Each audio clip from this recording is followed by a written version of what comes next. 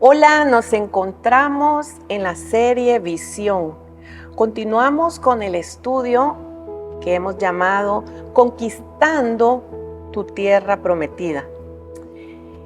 ¿No les ha pasado que cada vez que iniciamos un año nos hacemos propósitos a cumplir? Propósitos que tienen como objetivo mejorar nuestra vida en cualquiera de las áreas.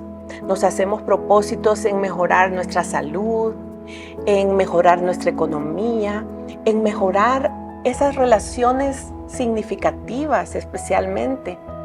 Y podemos hacer proyectos de vida que son importantes para nosotros.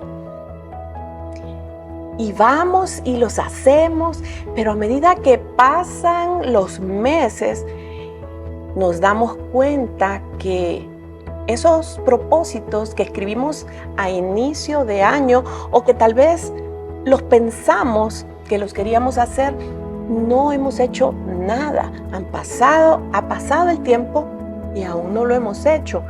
Y es más, de pronto nos damos cuenta que esa lista de propósitos es la misma del año anterior y probablemente vuelva a ser la misma el siguiente año. Y es como que nos encontramos dando vueltas en un círculo del cual no podemos salir para avanzar. También Dios, como hijos suyos que somos, nos ha dado promesas. Nos habla de que Él nos ha dado una vida plena, una vida abundante, dice su palabra. Pero resulta que cuando yo analizo la vida que llevo, pues no veo la plenitud, no veo la abundancia por ningún lado. Y es por eso que hemos elegido este tema de conquistar tu tierra prometida. Y para ello vamos a usar como modelo al pueblo de Israel en la época en que Israel estuvo cautivo en Egipto. Dios los liberta y los mueve a través de un desierto con el fin de llevarlos a la tierra prometida. De ese periodo de Israel queremos extraer aprendizajes para nuestra vida que nos van a ayudar a poder conquistar nuestra tierra prometida, a conquistar esos propósitos que están en el corazón de Dios, no solo están en nuestro corazón, a conquistar esas promesas que Dios ya nos ha dado, pero que aún no estamos viviendo. Éxodo capítulo 3, versículos del 7 al 8 dicen así: Dijo luego Jehová: Bien he visto la aflicción de mi pueblo que está en Egipto, y he oído su clamor a causa de sus exactores, pues he conocido sus angustias, y he descendido para librarlos de la mano de los egipcios y sacarlos de aquella tierra, a una tierra buena y ancha, a tierra que fluye leche y miel. Todo inicia con la liberación del pueblo de Egipto de esa esclavitud en la cual estaban en el imperio egipcio. Cuando hablamos de esclavitud, obviamente hablamos de una vida en opresión, de una vida en escasez, de una vida obviamente sin libertad para avanzar y para tener lo que se anhela tener. Estaban como esclavos.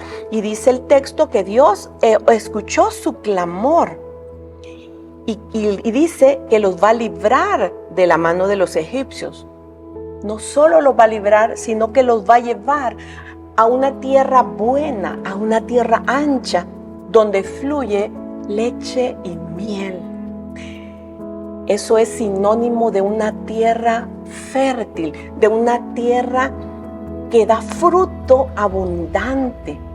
Pueden imaginarse eso, es una tierra de bendición plena. Y hacia ahí los llevó. Sin embargo, es el primer paso es que los saca de Egipto. Nosotros como seres humanos, cuando aún no hemos conocido a Jesús, debemos salir de Egipto. ¿Y cómo salimos de Egipto? Pues salimos cuando recibimos a Jesús como Señor y Salvador de nuestras vidas. Cuando a través de esa obra redentora que Dios preparó por medio de Jesucristo, salimos de esa vida que dice la Biblia, donde estábamos muertos en delitos y pecados, donde estábamos muertos, oprimidos espiritualmente, y nos trae a su luz, nos trae a conocer la verdad de Dios. Nuestros ojos espirituales son abiertos y podemos ver la verdad de Dios que antes no podíamos ver. Y esa es una obra maravillosa, una obra por gracia de parte de Dios por medio de Jesús. Y conocemos al Señor, y esos tiempos en que uno acaba de conocer al Señor son los más hermosos. Son hermosos porque uno está como en una etapa enamorado del Señor. Vemos su poder sobrenatural, vemos su gran amor, vemos tantas cosas que antes no veíamos y empezamos a vivir algo especial. Y eso es bueno, pero es una etapa. Siempre que conocemos a Jesús, vamos a tener que atravesar desiertos. Porque al inicio, cuando conocemos a Jesús y todo es bonito, no cuesta seguir al Señor, ahí estamos. Pero cuando las cosas se empiezan a poner difíciles, entonces allí algo pasa. El desierto es el lugar donde sale lo que hay en nuestro corazón, porque cuando nosotros nos damos cuenta de que estamos pasando una prueba, una tribulación, salta a la luz nuestro carácter, salta todo aquello que antes no podíamos ver. Todos hemos pasado o vamos a pasar desiertos que vienen por situaciones que se dan en la vida, y ahí salta nuestro corazón. ¿Qué hay en él? Porque Dios necesita tratar con tu corazón, tratar con mi corazón y transformar ese carácter que viene de allá, de la esclavitud, transformarlo a la imagen de Jesús, ser transformados como Él.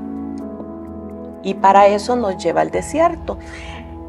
Israel no fue la excepción. Ellos fueron al desierto, pero ahí, ¿qué saltó en ellos? Saltó la desconfianza, la crítica, los temores, todo aquello que a ellos les estorbaba. Vivían quejándose. ¿Y por qué se quejaban? Bueno, porque obviamente traían una mentalidad de esclavitud, traían una mentalidad cerrada que debía ser transformada, debía ser renovada por parte de Dios.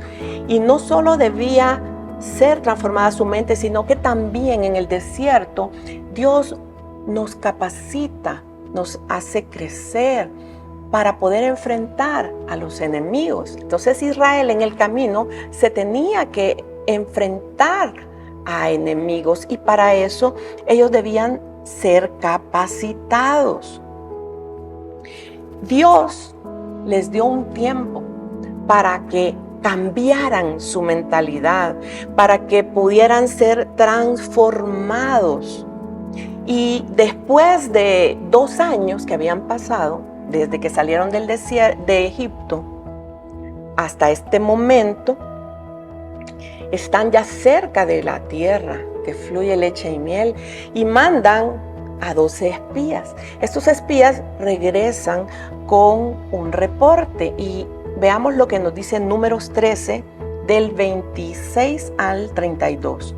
Volvieron a Cades en el desierto de Parán, que era donde estaban Moisés, Aarón y toda la comunidad israelita. presentaron a todos ellos un informe y les mostraron los frutos de esa tierra. Dicen que esos frutos eran grandes, hermosos, abundantes. Y este fue el informe. Fuimos al país al que nos enviaste. Y por cierto que ahí abunda la leche y la miel. Es decir, pudieron comprobar que lo que Dios les había dicho era verdad. Era una tierra donde fluía leche y miel. Y todavía dicen, aquí pueden ver sus frutos. Pero, ahí viene el pero, el pueblo que allí habita es poderoso. Sus ciudades son enormes y están fortificadas. Hasta vimos anaquitas allí. Los amalecitas habitan el Negev. Los hititas, jebuseos y amorreos viven en la montaña. Y los cananeos ocupan la zona costera y la ribera del río Jordán. En otras palabras, esa tierra está rodeada y llena de muchos enemigos poderosos. Eso estaban diciendo en otras palabras. Entonces Caleb hizo callar al pueblo ante Moisés y dijo: subamos a conquistar esa tierra. Estoy seguro que podemos hacerlo. Pero los que habían ido con él respondieron: no podremos combatir a esta gente, son más fuertes que nosotros.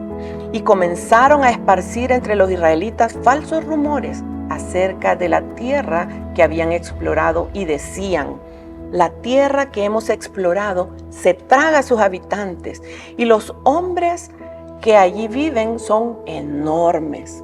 Eran gigantes. Hasta vimos gigantes anaquitas. Comparados con ellos, parecíamos langostas y así nos veían ellos a nosotros. Si hay un texto de la Biblia que me conmueve o me remueve todo, es este, porque resulta que habían ido esos 2 espías y 10 espías, más todo el pueblo, vieron las circunstancias, vieron a los gigantes, vieron que no se podía y se negaron a seguir, a conquistar esa tierra. Solamente Josué y Caleb dijeron que sí se podía. De tal manera que sucedió que Dios se enojó de tal manera que quería exterminar a ese pueblo. Y Moisés intercedió para que eso no pasara. Pero Dios les dijo que a causa de su desobediencia, de sus circunstancias, y que ellos habían pasado ya 2 años.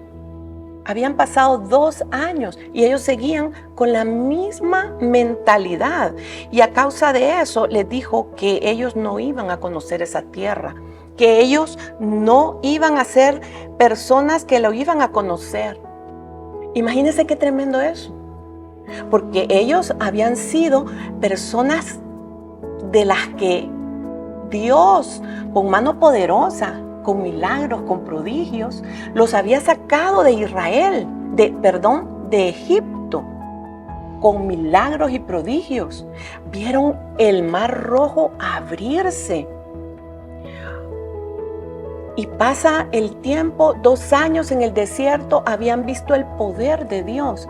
Y aún así, ellos seguían con su terquedad, porque su manera de pensar no se había transformado y eso no les permitía caminar en fe, sino que empezaron a vivir viendo las circunstancias.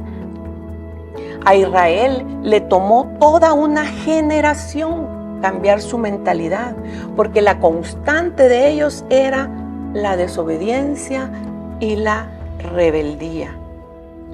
Ellos no vieron a Dios porque sus mentes aún no habían sido renovadas.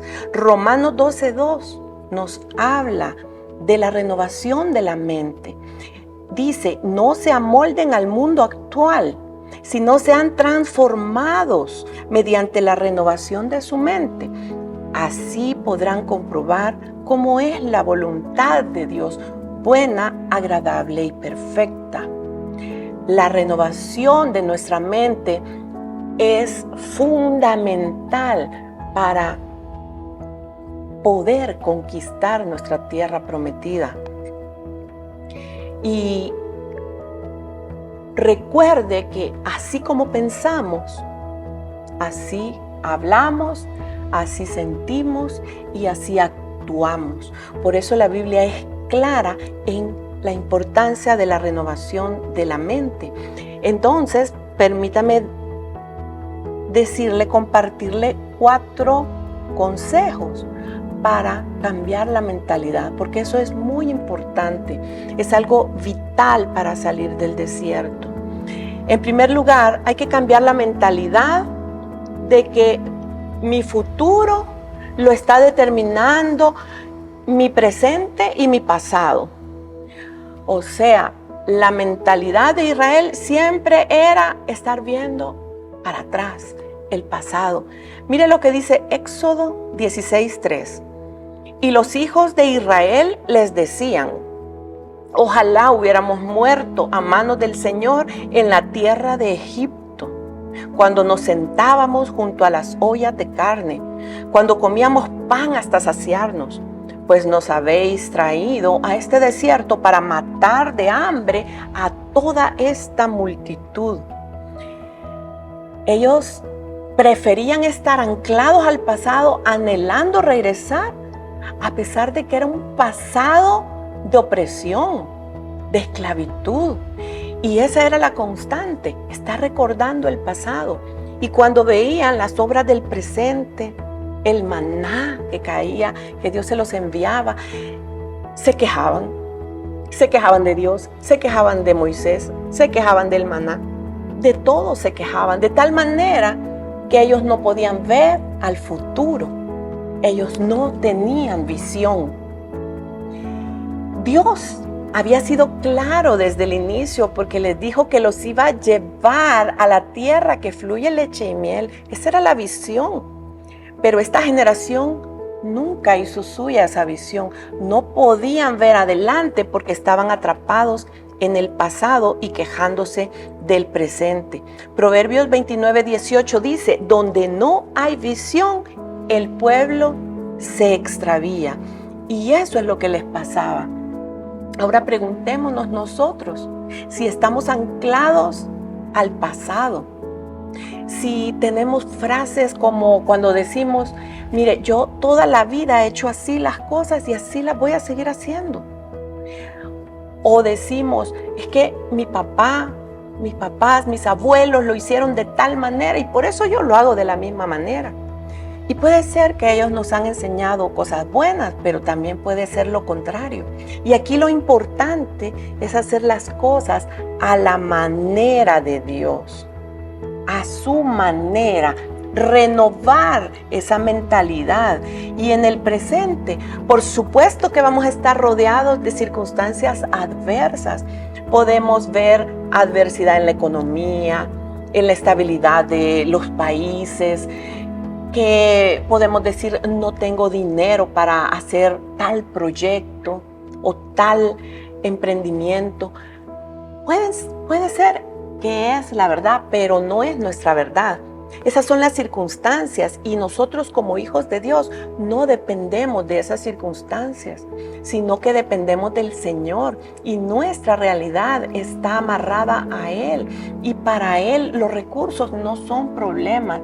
Para Él las circunstancias no son las que cuentan, sino lo que Él quiere hacer de nosotros. Y por eso es tan importante que tengamos visión. El segundo consejo para cambiar la mentalidad es el querer que alguien lo haga por mí. Creo que el pueblo de Israel en ese momento sabía que estaba próximo a la tierra, vio que era una tierra donde fluía leche y miel, vio los frutos, pero si alguien más lo hubiera ido a conquistar, seguro ellos iban después a disfrutar de eso. Pero como les tocaba a ellos hacerlo por ellos mismos, conquistarlo, entonces mejor se quedaron creyendo que no se podía y no hicieron nada. Debemos ser responsables de nosotros mismos. Miren lo que encontré, este concepto de responsabilidad, qué interesante. Dice que responsabilidad es ser alguien que reacciona en el tiempo oportuno a las oportunidades que Dios pone en su camino. Israel estaba en el tiempo oportuno de la oportunidad que Dios estaba dándoles para pasar el Jordán, pero no la aprovecharon. Y fue triste que después de haber salido de Egipto, haber visto esas maravillas de Dios, simple y sencillamente no conquistaron su tierra. Es por eso que nosotros debemos ser responsables y además es muy importante ser obedientes a lo que Dios quiere que hagamos. Una obediencia por convicción. El tercer consejo es quitarnos esa mentalidad de pensar que todo sea fácil. Creo que eso es parte de la naturaleza del ser humano. Queremos que todo sea fácil. Pero la verdad es que muchas veces Dios permite que las cosas se tornen difíciles. ¿Por qué? Porque en esa adversidad nos volvemos fuertes. Dios tiene propósito en todo lo que permite. Josué 1:9 dice así: mira que te mando que te esfuerces y seas valiente. Era un mandato que Dios le estaba dando a Josué. Era algo que él tenía que hacer, esforzarse y ser valiente. No temas ni desmayes. Eso le correspondía hacer a él. Y luego le dice: porque Jehová tu Dios estará contigo donde quiera que vaya. Él ya ha dado la promesa que está con nosotros. Pero ¿qué nos compete? Ser esforzados, ser valientes, no temer ni desmayar, porque debemos superar la oposición. Vamos a encontrar oposición cuando queremos conquistar nuestra tierra prometida, pero debemos resistir ante la adversidad. El cuarto consejo es cambiar la mentalidad de que quiero esto rápido. Eso es algo también propio de la naturaleza humana. Yo en lo personal me identifico mucho con esto porque cuando he atravesado desiertos, mi primera oración ha sido: Señor, quita ya esto de mí. Señor, yo no aguanto. Señor, me voy a morir. Y todo mi clamor va orientado a que esto pase rápido. Cuando Dios lo que quiere es formar en nosotros la paciencia y la fe. Y esa no se logra de un día para otro. Nosotros vamos viendo cómo el Señor es fiel. Cuando nosotros ya en aquel problema lo soltamos, se lo dejamos a Él y de verdad, de corazón, permitimos que sea Él quien obre. Ahí entonces se empieza a formar ese fruto de la paciencia, ese fruto de la fe dentro de nosotros. Y hay que esperar, porque eso es la paciencia, pero con buena actitud, creyendo que en el tiempo de Dios se va a cumplir esa promesa. En el tiempo de Dios vamos a conquistar esos propósitos que tanto anhelamos. Santiago 5:7 dice: por tanto, hermanos, tened paciencia hasta la venida del Señor. Mirad cómo el labrador espera el precioso fruto de la tierra, aguardando con paciencia hasta que reciba la lluvia temprana y la lluvia tardía. Ese es un ejemplo maravilloso de que hay un tiempo entre la siembra y la cosecha. Hay un tiempo que debemos de esperar, porque es parte de la formación y de la capacitación que Dios nos va a hacer a nosotros en esas pruebas, en esos desiertos.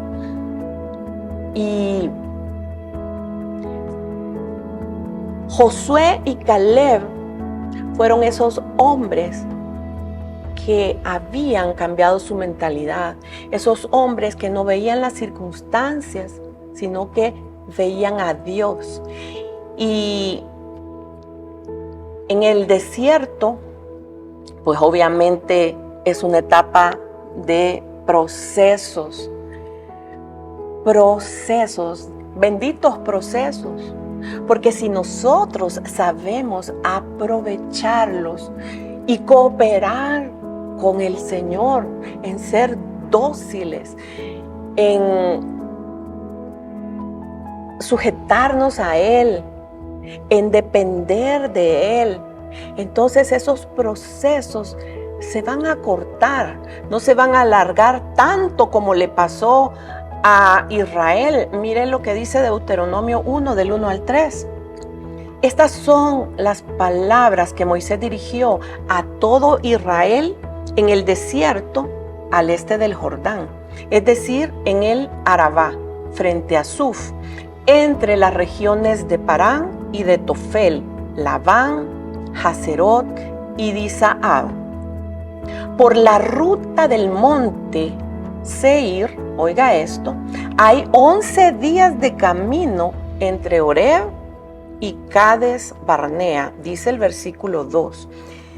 El versículo 3 nos dice: el día primero del mes 11 del año 40, Moisés declaró a los israelitas todo lo que el Señor había ordenado por medio de él. Permítame explicarle un poquito el contexto de esto. Ya han pasado 40 años y están nuevamente cerca de pasar a la tierra prometida. Y Moisés les dice que el tiempo que había de Egipto a la tierra prometida eran 11 días. Pero que a esa fecha ya llevaban 40 años. Puede imaginarse. Yo de curiosa me metí a ver en Google Maps cuánto tiempo se tarda de llegar de ese punto al otro si usted va caminando sin parar. Y dice que son de 6 a 7 días. Pero Israel tardó 40 años. Tuvo que pasar toda una generación que no quiso cambiar su mentalidad.